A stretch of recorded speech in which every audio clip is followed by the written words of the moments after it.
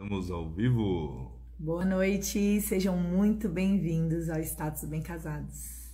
Mais uma live, gente, e hoje o tema é como lidar com os familiares no casamento.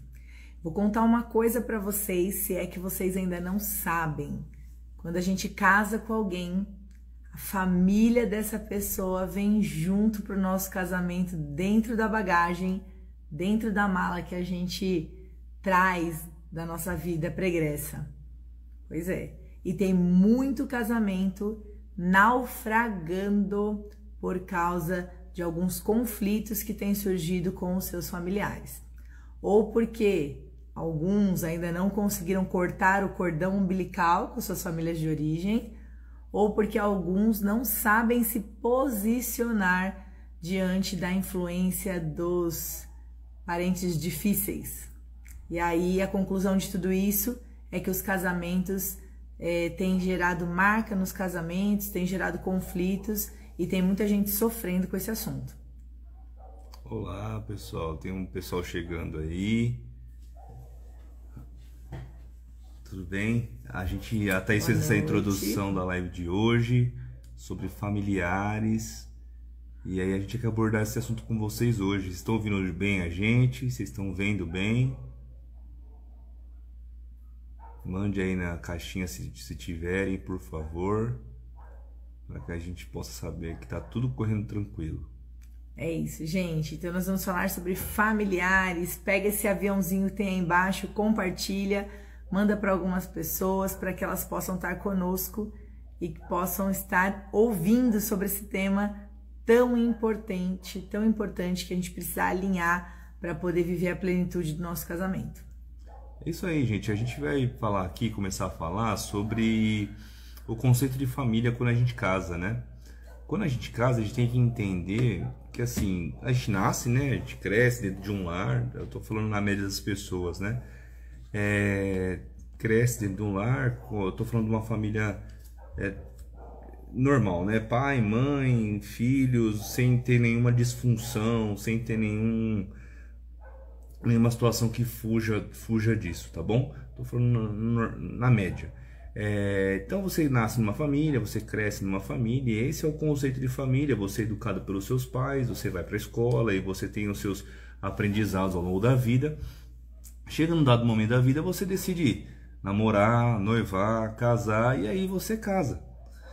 E aí começam alguns conflitos, né? Alguns conflitos tanto em você e muitas vezes na sua família também e tal. E aí começam algumas questões. E algumas das questões que precisam ficar claras para a gente nesse início, quais são? Que a partir do momento que você casou, que você se comprometeu a estar com uma pessoa para o resto da sua vida, que a gente parte desse pressuposto, né? A partir do momento que a gente casa e aqui a gente prega isso e fala sobre isso, você casa para ficar com essa pessoa até que a morte o separe, né? Igual a gente faz o voto lá no dia do casamento, a gente faz o voto lá frente a frente, faz os votos um para o outro. Então você promete ir até o fim da sua vida com aquela pessoa. Consequentemente, a partir do momento que você criou esse vínculo, a sua família se torna a sua esposa ou o seu esposo. E os seus parentes se tornam seus familiares. E a gente precisa ter essa consciência. Quer dizer que eu vou abandoná-los? Não. Acontece que os papéis mudam, as funções mudam e as prioridades da sua vida passam a ser o seu cônjuge, que ele se torna a sua família, e depois vão ver os seus filhos, que irão aumentar e frutificar essa família que foi criada. E os seus parentes continuam sendo seus parentes, mas eles se tornam familiares, a sua prioridade se tornou outra. Né? Estão falando que de vez em quando nossa voz fica parecendo de um robô. Já em outras lives o pessoal falou isso, a gente. Andresa falando, né? Algumas pessoas falam que é o sinal da internet, mas isso tem acontecido algumas vezes, tá bom? Só não ligar que vai ficar tudo bem. Geralmente ele normaliza depois, a gente tem entendido que é algo realmente do Instagram, né? Porque outras lives também tem acontecido isso com outras lives. Então a gente imagina que não seja um problema de equipamento nosso, mas um problema geral do Instagram.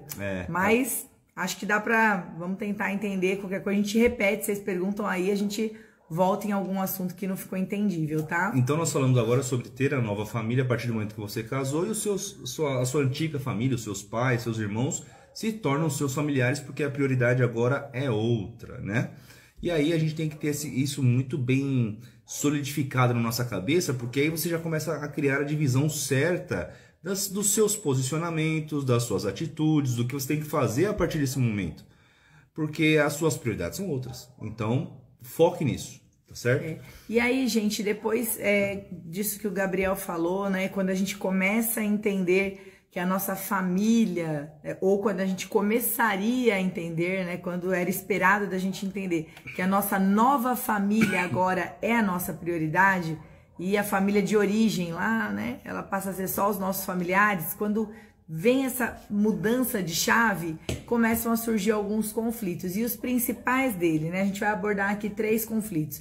Primeiro, são as pessoas que não conseguem cortar o cordão umbilical com a família de origem.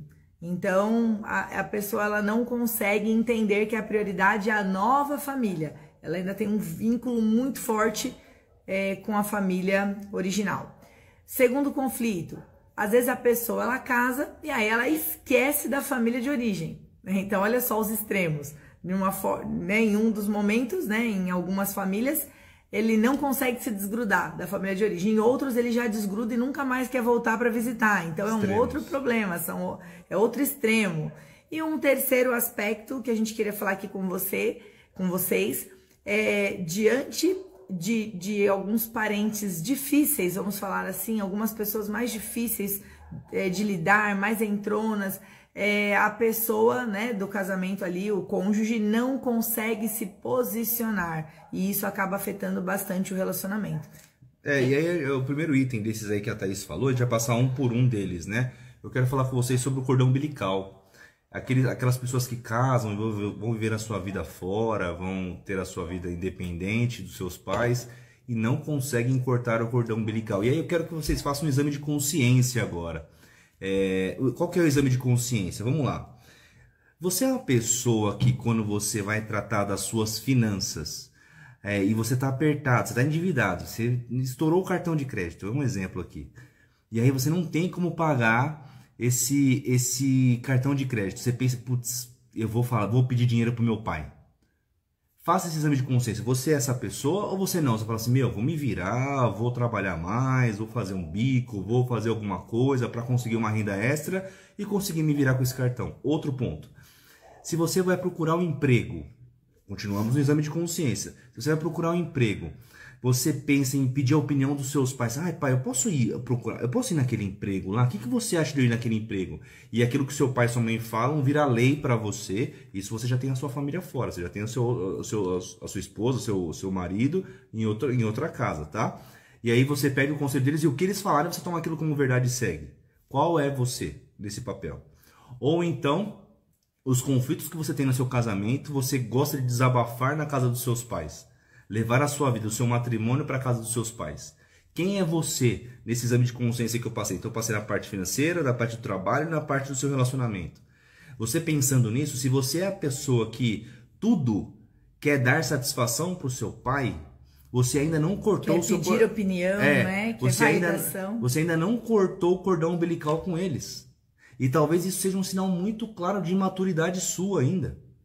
Que você está morando na casa, já tem a sua família, já tem a sua família constituída, mas ainda não cortou o cordão. Sabe por que isso? Quando você começa a fazer isso e pedir muita opinião dos seus pais para suas decisões que têm que ser suas, responsabilidades suas, você gera insegurança nos seus pais. Os seus pais, por serem seus pais e para sempre você vai ser o bebezinho deles, eles vão querer se intrometer na sua vida para que você não se dê mal na sua vida.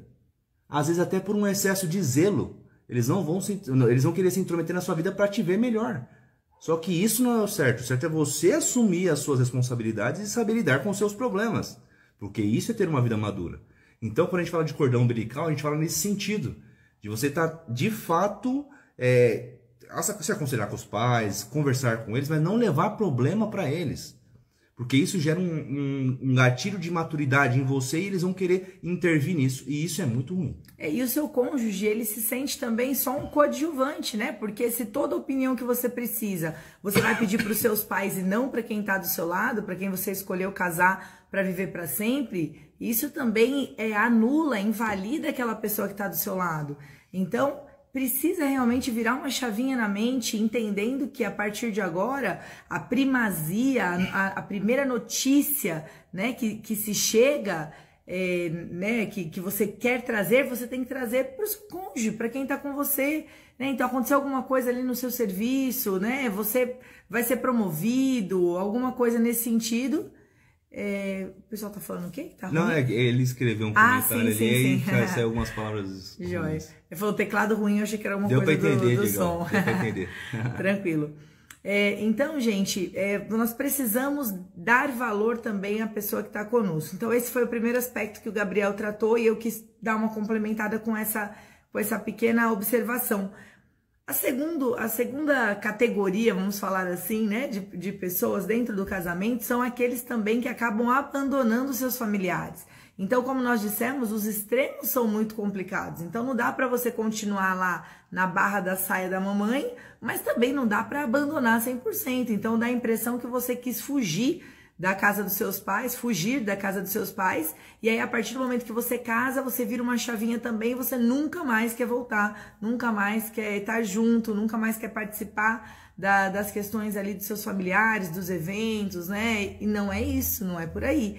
A gente precisa de um equilíbrio, né? A gente precisa estar presente também, a gente também precisa estar caminhando com eles, a gente também precisa dar honra para a família de origem, mas entendendo que agora temos a nossa vida individual, entre aspas, né? Individual aqui como casal, como nova família que formamos. E aí o terceiro aspecto... Que é diante de parentes difíceis. Às vezes você tem aquele parente que ele não tem um filtro, ele perde um pouco a noção, ou então ele não tem... Acho que não acontece com o pessoal, não. Acontece, gente, aí na sua casa. Sempre tem aquele parente mais entrão, o parente que é mais... Ele é o mais despojadão, só que ele quer ser o despojadão onde ele não pode ser despojadão. E às vezes ele entra na sua casa e quer ser o despojadão dentro da sua casa.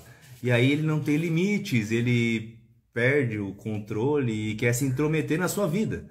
E como que é isso? O que fazer? E aí vocês vão ter que impor limites. Porque às vezes para você que é o parente próximo dele, aquilo lá você já está acostumado porque você viveu a vida inteira com ele daquele jeito. Só que o cônjuge que chegou agora na sua vida, às vezes não gosta, não está acostumado e não é obrigado a viver aquilo. E aí, quem tem que pôr limite? No primeiro momento, é a pessoa que é o parente que já está acostumado com essa pessoa. Vínculo sanguíneo, que é o né? vínculo sanguíneo. Chegar para essa pessoa e falar assim, vamos devagar, na minha casa a regra é diferente, é complicado, não vamos fazer isso, eu não gosto desse tipo de atitude, a gente chegou num acordo. Para conversar com esse parente, para que não tenha isso. Você não é obrigado a, dentro da sua casa, ficar aturando coisas que vocês dois não concordam. Tá certo? Dentro da casa de vocês, os reis da casa de vocês são vocês, ponto. Tenham isso muito bem sedimentado na vida de vocês. Tem gente que não tem a coragem de alguém dentro da sua casa querer começar a tomar decisões e atitudes e você não se impor dentro da sua casa. Como assim, gente? Pelo amor de Deus. Tem alguém que tem um parente aí que chega, já abre a geladeira, fala, que é isso, gente? Não foram no mercado essa semana? Acusa lá porque a louça tá na pia, começa a falar sobre a criação dos filhos. É bem complicado, gente. A gente precisa realmente se posicionar e se blindar para o bem do casal, porque, como o Gabriel falou, às vezes uma das pessoas não se importa, mas isso acaba ofendendo, né? Indo de encontro ali com a outra pessoa. Então, quem tem um vínculo familiar com o intrometido, vamos falar assim, precisa se posicionar. Não precisa ser mal educado, não precisa xingar, não precisa arrumar confusão, mas precisa se posicionar. Precisa falar, olha, não foi legal o que você fez, isso não gera um desconforto na gente. Então, essa conversa, esse posicionamento com muita educação, ele é necessário para que você preserve o seu casamento. Às vezes a pessoa não vai nem gostar, mas fazer o quê? A regra tem que ser mantida, porque é a vida de vocês e a casa de vocês, entende? Então a gente tem que ter essa consciência, tá bom? Porque você perdeu o respeito dentro da sua casa, acabou, né, gente? Pelo amor de Deus, não tem nem o que falar, né? E aí, pra gente já ir chegando ao fim, que... tem essa... É que pode falar, os acordos. A gente queria falar sobre os acordos. Como que a gente faz, então, pra combinar isso tudo antes? A gente fala sobre acordos, né? E como eu falei, eu não gosto de tal coisa que seu parente faz, eu não gosto de receber tal pessoa, não acho legal a gente fazer tal... Como que vocês vão decidir isso? Acordos. Conversando, chegando num ponto em comum, falar assim, eu prefiro ir, mas ficar pouco tempo, me incomoda, e vocês conversarem sobre os limites a serem estabelecidos quando assuntos são familiares. É claro que tem que ter a maturidade de vocês e saber que, um exemplo, tá, gente? Vou dar um exemplo aqui. A Thaís não gosta de ir na casa da minha mãe. Olha o exemplo que você dá pra me complicar. Gente, é mentira isso, não, hein? A gente tava lá ontem na casa da minha mãe. Não, tem nada a ver. Muito querida. É só um exemplo mesmo. A Thaís não gosta de estar na casa da minha mãe. E aí ela fala assim, eu não vou. E aí me impede de ir pra casa da minha mãe também, porque ela não gosta. Então assim, isso não é sábio. Ela tem que deixar eu ir, porque são os meus pais, eu tenho que honrá-los, eu tenho que estar próximos a ele. E tem que ir junto. Qual que é o problema de estar junto ali uma vez no mês, uma vez a cada 15 dias, para estar junto ali, aguentar umas horinhas e fazer a política da boa vizinhança, se mostrar um testemunho mesmo, uma pessoa do bem, uma pessoa que, para os meus pais, no exemplo ainda, para os meus pais enxergarem, caramba, ele casou com uma mulher muito legal, uma mulher digna, uma mulher, entendeu? Então assim, a gente tem que ser maduro também, sabe, gente? Por mais que a gente não goste de ficar de mimimi, ficar de nariz empinadinho, não, é ceder, ir, participar.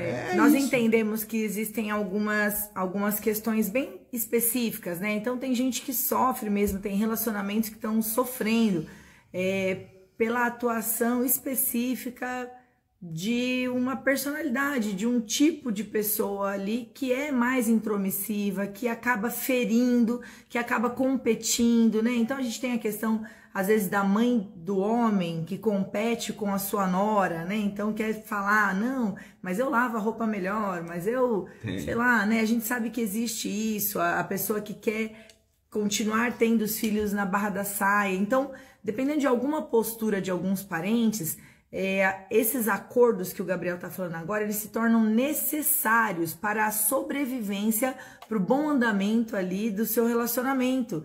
Então, se existe algum ataque gratuito da parte do parente, né, para com o seu marido, para com a sua esposa, vocês precisam tentar se blindar, não no isolamento, não deixando de estar presente, mas com alguns acordos e combinados entre vocês. Então, se é um território de perigo, né, de guerra, um território hostil, vocês combinam, falam, olha, então a gente vai e a gente fica 2 horas, terminou as 2 horas, né, como o Gabriel falou, de uma forma bem leve, a gente vai embora. Então, olha, então a gente continua indo no seu parente que dá problema, mas a gente vai, ao invés de ir toda semana, a gente vai uma vez por mês. Então, esses acordos, o que é acordado não sai caro, né? Então, quando se tem um acordo, vocês conseguem se cobrar, vocês conseguem cumprir aquilo que foi combinado. Quem tá na desvantagem, vamos falar assim, sendo atacado, com algum problema de desconforto ali com algum parente, acaba conseguindo trabalhar a mente para durar, para suportar ali as 2 horinhas de convívio, e tá tudo bem, tá tudo certo, e vocês blindam o casamento, desde que vocês continuem sendo prioridades um para o outro e continuem trabalhando, né, nessa questão do relacionamento de vocês, se priorizando, se validando ali, né, e tentando criar estratégias para viver dentro de alguma eventual dificuldade que vocês possam estar tendo com os parentes. Mas aí tem algumas regrinhas básicas, a gente está com o tempo finalizando, e a gente tem algumas regrinhas básicas que a gente queria passar aqui. Primeiro, honre os seus pais, bem como os seus sogros, sogro e sogra. Honre. A honra por aqueles que nos criaram, por aqueles que pagaram um preço pelas nossas vidas, né? Nós somos quem nós somos hoje por causa de tudo aquilo que os nossos pais fizeram por nós. Tanto as coisas que deram certo, quanto as que não deram tanto. Então nós precisamos honrar. A Bíblia fala de honra aos pais, né? Que prolongam os nossos dias. Algumas pessoas esquecem o que é honrar. Honrar não é só estar na frente da pessoa e tratar ela bem. Honrar é não falar mal dela para as outras pessoas, honrar não é ficar maldizendo essa pessoa, isso é honrar. Então saiba que não é só estar na frente, aí eu estou honrando a minha esposa porque eu estou aqui na frente dela. Não, não. Onde quer que eu esteja, eu estou honrando o nome dela, eu estou honrando quem ela é. Isso é honra, tá, gente? Então, honrem os seus parentes, principalmente pais e sogros. Se esforcem, número 2, regrinha básica número 2, se esforce para manter a paz. Seja você um agente de paz dentro do cenário dos familiares, dos seus familiares, dos familiares do seu cônjuge. Leve a paz. Terceira regrinha, mantenha o mínimo ético, né? O mínimo que você puder ali para manter o respeito e a harmonia dos lugares que você frequenta. Isso é muito, muito importante. No que depender de você, você precisa manter a paz e a harmonia e precisa se esforçar para isso. Regra 4. Em caso de conflito, quem se posiciona é o parente que tem o vínculo de sangue, como o Gabriel falou. Então, se o problema é com o meu pai, eu me posiciono. Se o problema é com os pais do Gabriel, com o cunhado, ele se posiciona.